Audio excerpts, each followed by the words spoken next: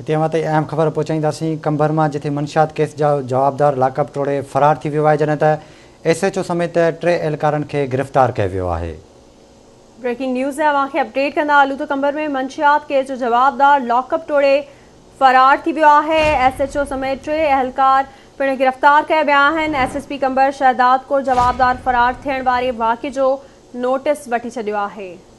ख़बर मां ते पहुचाई पिया। कंबर मां जिथे मंशियात केस जो जवाबदार लाकअप तोड़े फरार थी वियो आहे, जॾहिं त SHO समेत 3 एहलकारनि खे गिरफ़्तार कयो वियो आहे।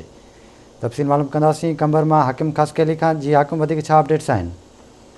जी, कंबर जे सिटी थाने में 4 ॾींहं अॻु मंशा जे केस में गिरफ़्तार जवाबदार हो रफ़ीक शर, जेको लाकअप जे रोशनदान खे टोड़े फरार थी वियो आहे। अहिड़े वाक़े जो जेको आहे SSP कंबर जो डॉक्टर सुमेर नूर चन्ना नोटिस वठंदे 3 पुलिस एहलकारनि, जंहिंमें हेड constable Haroon Mugeri, police एहलकार Abdul वाहिद बुल्लो ऐं पुलिस एहलकार आसिफ मलिक खे गिरफ़्तार करे लाकअप में बंदि करे छॾियो आहे ऐं संदसि उन्हनि जे मथां केस दाख़िल करण जो हुकुम ॾिनो आहे।